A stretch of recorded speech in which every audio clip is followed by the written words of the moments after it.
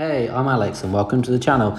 Today I'm going to be doing a 12-month service on this Kinesis Tripster ATR Titanium, which I built from parts about a year ago for a customer. Everything from the wheels was fully custom built. Customer chose every single part, including the GRX drivetrain. Need some new pads on there. The brakes aren't feeling quite as good as they were on day one, and the rear wheels got a little bit of roughness that started to form. The drivetrain, so the chain, the cassette and the chainring are all now fully worn out from doing about 15 to 1700 miles on the bike, but overall it still rides real sweet. So after this service the bike should be back to 100%. Here we go, our test ride time. The bike still feels incredibly smooth. All the gears are indexing pretty well. There's a little bit of friction in the cable, so we'll get that switched out. The brakes still feel relatively positive, but the pads are obviously at the end of the life, and we'll just do a bleed out of good practice. But overall, the bike still feels pretty solid. I've seen too many seat posts right off bikes to not want to grease the post every time. The mixture of the titanium frame and the alloy post is a pretty bad combo that can corrode, so we're going to firstly get that all lubed up before putting the bike in the stand. So here comes the bike stripped down. Taking the majority of the components off from the drivetrain because they're all getting switched out. The mech's going to go through the parts washer so that gets nice and clean. Taking the pads out as they're getting replaced, but I would be taking those out to clean it anyway. You can see just how bad a state those pads are in. You've probably got 10% of the life left in. So yeah, we're going to get those switched out front and rear. Things that are staying in, the bottom bracket's not getting changed. That feels good at the moment. Headset feels good at the moment. But apart from that, pretty much the back of the bike's going to be fully stripped off. So here we go, let's get it stripped off and ready to wash.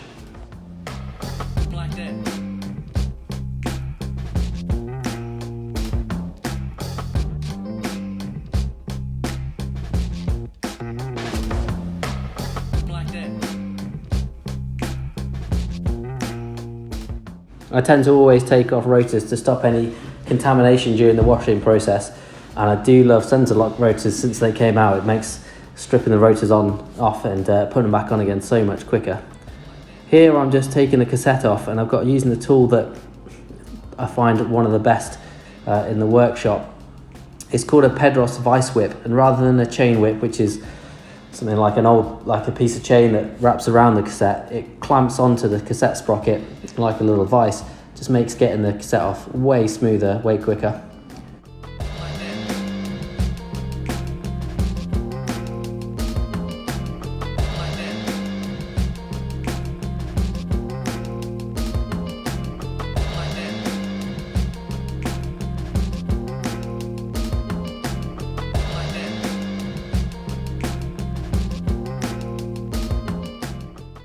These soft finish line brushes were an absolute game changer when I found them, probably 10 years ago now.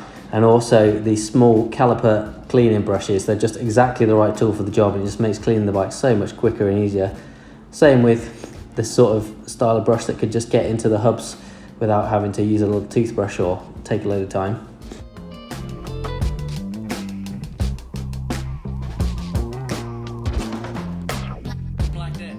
Next job on the list is going to be bleeding the brakes, just using a tyre lever to push back the pistons before starting the process. These later models of Shimano disc brakes seem to be a lot easier to bleed than the originals. Some of the original post mount brakes, you used to have to take the caliper off every time, or you might get a little bit of air stuck in the back end there, or you might get a little one stuck in the lever. These I find it mega important to give the lever probably 10 squeezes before closing the bleed port, but these brakes are really easy to make feel pretty incredible. You'll notice there's not pink Shimano fluid in there. There seems to be a bit of a global shortage of that at the moment, so it is a different mineral oil on there that we're having to use, but this is my favourite other mineral oil. Here we are. So if you've not seen this before, these are brand new pads, and we're giving them a bit of a wetting down on the surface and scrubbing them together to help them bed in a little bit faster. So doing some internal routing now. This is just going to have a new Shimano OptiSlick inner cable. The outer casing felt pretty sweet, but the inner had started to fray at the end, so that's having a fresh one on there. This Kinesis frame has got really good internal routing, which is very easy, as on some bikes internal routing is an absolute dog of a job even with all the full tools.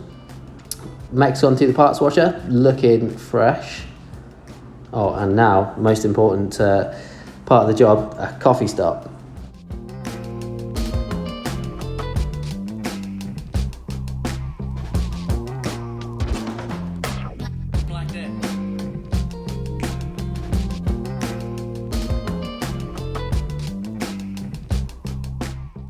That's better, fully refueled now. We can take on the rear hub service. The main hub body bearings were feeling pretty rough, so it's time for those to be switched out.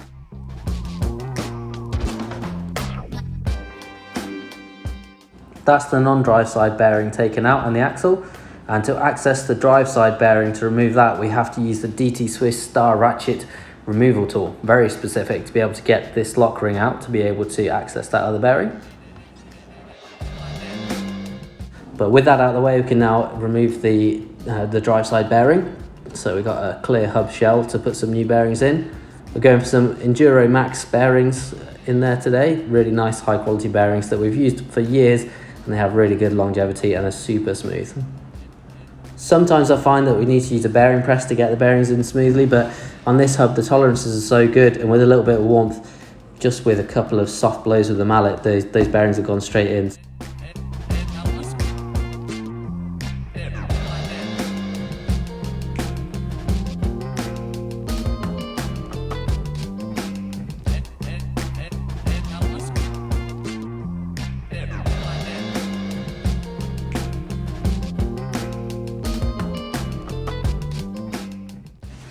So it's fresh cassette time. Because this is a gravel build, it actually runs a mountain bike cassette. So that's a Shimano SLX M7000 cassette, which you'll need a spacer behind because it's suitable for a standard 10-speed HG freehub body usually. Very exciting, I know, but just in case you're going to fit one of those on yourself. Rotors back on, up to 40 Newton meters, and then checking the wheels for true. I built these wheels with the bike and they're still 100% perfect, so no adjustments needed there. On to checking the hanger alignment. That's looking good already. Next, it's a new chainring time. It's gone for a full new drivetrain on this bike because I checked it with a Park Tool chain checker, and it was measuring way past 1 mil of stretch. So unfortunately, if we'd have put a new chain on the existing cassette or the existing chainring, we'd have had some chain suck and some noise and all that sort of stuff. So yeah, full drivetrain replacement on here.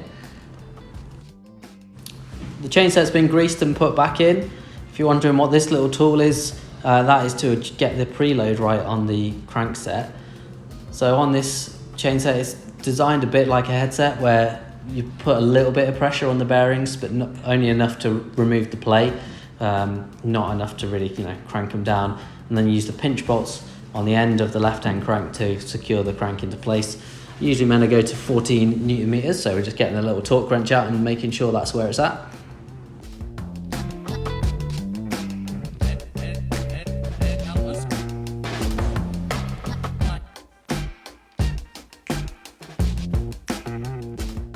Completing the drivetrain replacement by popping a new chain on, so now we've got a new chain ring, new chain and cassette on there. The jockey wheels were checked, and because they received less load than the rest of the drivetrain components, they don't wear as quick, and in this case they're all good, so those have just been left as they are.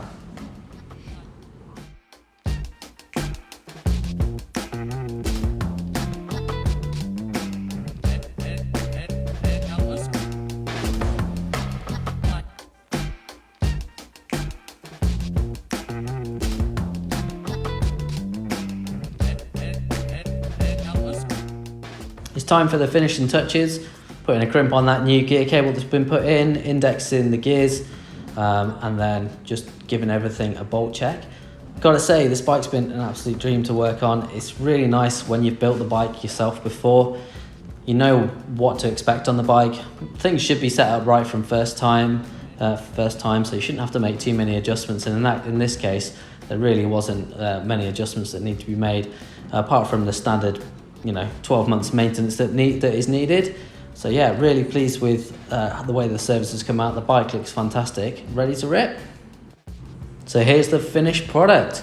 Looks very similar to when it came in because it wasn't in too bad condition, but yeah, everything is as sweet as it can be. I'm happy with the way the service has gone. It looks super clean and yeah, ready for some more use. Can't wait to see it back in the workshop another time. Thanks for watching, and if you have any questions or comments, please feel free to leave them below. Cheers!